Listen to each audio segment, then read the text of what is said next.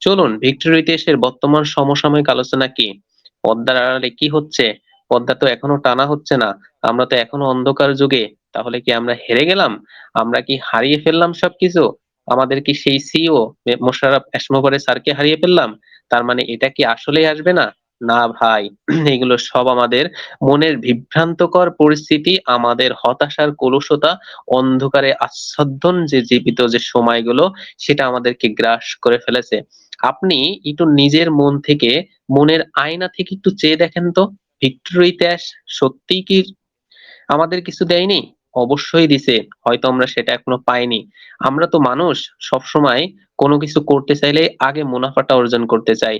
আমরা কোনো কিছু শিখতে চাই না, আগেই আমার মুনাফা লাগবে। ঠিক তেমনি আজকে আমরা বলতেছি যে ভিক্টোর ইতিহাস আমাদের কিছুই দেয়নি, অনপেসিভ আমাদের কিছুই দেয়নি। আমাদের দিয়েছে অনেক কিছু, হয়তো আমরা ইনকাম পাইনি। তবে আমরা পাবো, কারণ আমরা শিখতেছি। আমাদেরকে হতাশ হওয়া লাগবে না। ইনশাল্লাহ সামনের খুব সমসাময়িকের ভিতরেই আমরা সবকিছু পেতে যাচ্ছি। বর্তমান সময় ভিক্টোরিয়ার ইতিহাসে অনেক প্রবলেম হচ্ছে হয়তোবা। আমি নিজেও কয়েকটা কেওয়াইসি করতে গিয়ে করতে পারতেছি না। হয়তো অনলাইন নেট ইস্যু বা সার্ভারগত প্রবলেম। তবে কোম্পানিকে আমি এই বিষয়ে অবগত করছি, তো কোনো নোটিফিকেশন আসেনি। আশা করি এই সমস্যাটা চলে যাবে। ভিক্টোরিয়া অ্যাশ নিয়ে যদি বলি, এটা আমাদের লার্নিং না, এটা আমাদের আর্নিং, সরি, এটা আমাদের লার্নিং, এটা আমাদের আর্নিং না। আমি যতটুকু শুনেছি বিভিন্ন জায়গা থেকে আপডেট পেয়েছি। কিন্তু এই যে লার্নিং, লার্নিং থেকেই তো আর্নিং হয়। কারণ আপনি যখন শিখবেন, আপনি শেখাটাকে আপনি আপনার কাজে রূপান্তর করবেন। তাহলে তো আপনি সেখান থেকে আর্নিংটা পাবেন। যেমন আমরা ছোটবেলায় স্কুলে যেতাম, আমরা একটু বড় হলাম, কলেজে গেলাম, আমরা একটু বড় হলাম, আমাদের ডিগ্রিটা একটু বেশি হলো, আমরা ডে বাই ডে করতে করতে আমরা আমাদের পড়াশোনাটা শেষ করলাম। এই যে পড়াশোনা যখন শেষ করেছি, তখন কিন্তু আমরা কোনো আর্নিং পাইনি, আমরা কিন্তু লার্নিংটা পেয়েছি, আমরা কিন্তু শিখেছি। কিন্তু পড়াশোনা যখন শেষ করে ফেললাম, আমরা তখন আর্নিং মোডে, আমরা তখন আর্নিং পাওয়ার জন্যই বসে আছি, চেষ্টা করে যাচ্ছি। কিন্তু এই আর্নিং এর পাওয়ার পিছনে আমাদের লার্নিং মোডটা ছিল।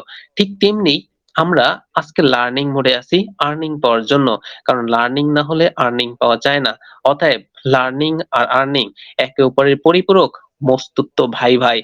কারণ লার্নিং ছাড়া আর্নিং যেমন সম্ভব না, আর্নিং ছাড়া লার্নিং তেমন সম্ভব না। আপনি যদি এক খণ্ড জমি চাষ করতে চান, আপনি জমিকে যদি প্রস্তুত না করতে পারেন, আপনি কেমনে আশা করবেন এই জমি থেকে আপনি ফসল পাবেন? তার জন্য প্রথমত প্রস্তুত করতে হবে আপনার জমিটাকে। আপনি যখন আপনার জমিটাকে স্বয়ংসম্পূর্ণভাবে প্রস্তুত করতে পারবেন, তখন সেখান থেকে আপনি আপনার ফলটা পাওয়া শুরু করতে পারবেন। না হলে কিন্তু হবে না। যেমন আমরা একটা আম গাছ লাগাই। আম গাছ লাগানোর সাথে সাথে আম গাছের পাশে বসে থাকলাম আর বললাম, "তুমি আমাকে আম দাও। এ গাছ তুমি আমাকে আম দাও।" কিন্তু ভাই, গাছ যে লাগালাম তার কি পরিচর্যাটা করতে পেরেছি?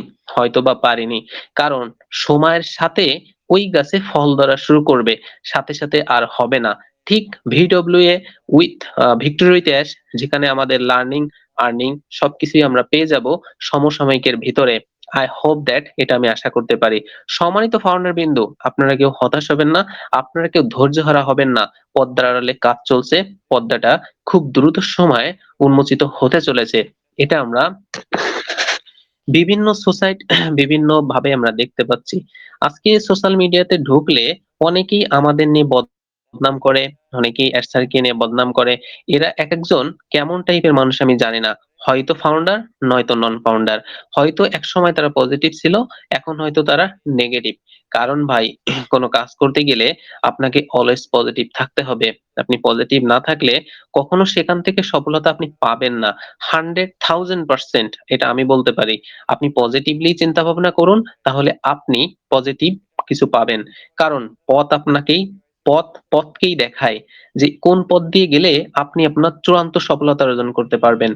তাই তো ফাউন্ডার বিন্দু, কেউ হতাশ হবেন না। সামনে আমরা সুন্দর কিছু মুহূর্ত আনতে যাচ্ছি, বা সামনে আমরা আমাদের ভালো ফলাফলটা পেতে যাচ্ছি। আর একটু সময় আমাদের লাগবে।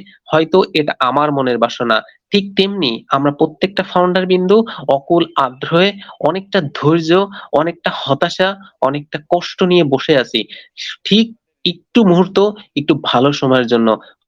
হয়তো সৃষ্টিকর্তা আমাদের আরেকটু সময় নিচ্ছেন ভালো উপহারটা দেওয়ার জন্য। কারণ চোখের অশ্রু অনেক সুন্দর হয়। হয় কোনটা কষ্টের, নয়তো অনেক সুখের। হয়তো আমাদের কষ্টের সময়টা পার হবে সুখের অশ্রুর মাধ্যম দিয়ে। আমরা তখন সবাই হাসবো, তখন সবাই কাঁদবো। কিন্তু এই কাঁদাটা তো আমাদের একদিনের না, এটা আমাদের দীর্ঘ ধৈর্যের ফল। আমরা তখন এত সুন্দরভাবে কাঁদবো, সবাই আমাদের দেখে ভাববে, "কি ব্যাপার? হঠাৎ চোখে জল কেন?" আরে ভাই, এটা তো আর একদিনের পরিশ্রম না। এই জলটা কেন আসবে না? কারণ আজকে আমরা সফলতা পেয়েছি। ঠিক তেমনি আমাদের সমসাময়িক সময়টা ঘনিয়ে আসছে। আমরা সামনের দিনগুলো খুব সুন্দর এনজয় মোডে থাকবো। ওপেন ডিসকাশন মিটিং এ বিভিন্ন সময় আমরা দেখে থাকি যে, "এটা কেন করতেছো? এর সাথে থাকা দরকার নেই। এটা করো না। এগুলো সবই ভুয়া, হাবাজাবা। এগুলো করার দরকার নেই।" আমি তাদেরকে বলতেছি, তারা জীবনেও কখনো কোনো কাজে সফলতা পায়নি। তারা কখনোই তাদের নিজেদের ভালোটা বুঝিনি। তারা কখনো আপনাকে ভালো কোনো কিছু সাজেস্ট করতে পারবে না। আমি একটা সময় একটা জায়গায় থাকতাম। বিগত কিছুদিনের জন্য ছিলাম। তখন সামাজিকতা, মানুষের সাথে চলতাম। তারা আমাকে অনেকভাবে সাজেস্ট করত। "কি তরিকুল, তুমি এগুলো কি শুরু করছো? এগুলো বাদ দাও তো। এটা হবে না কখনো। এভাবে সম্ভবও নয়।" আমি যখন 9 এ পড়তাম তখন বলতো, "এসএসসি পাস এতটা সহজ না। তুমি পারবে না।"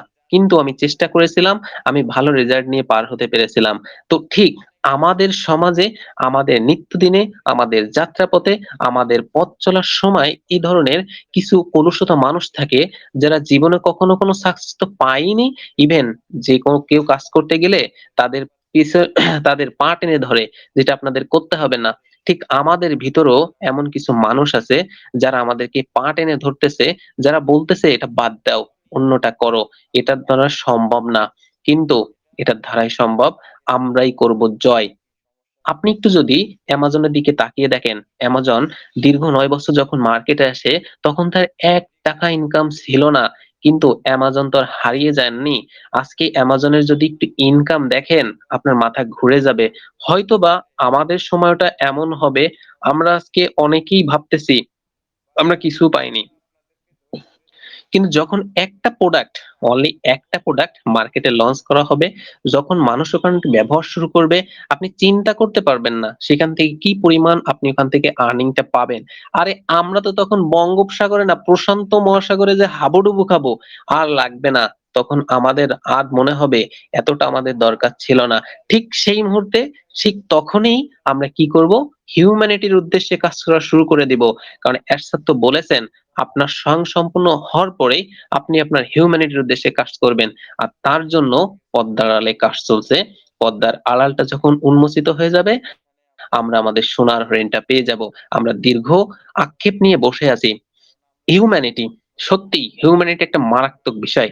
কারণ হিউম্যানিটির সাথে কাজ সবাই করতে পারবে না। এখানে অনেকেই বিলিনিয়ার, মিলিনিয়ার হবেন। সামনে আমরা এ ধরনের আশা-আকাঙ্ক্ষা করতেছি বা এ ধরনের চিন্তাভাবনা আমাদের ভিতর আছে যে আমরা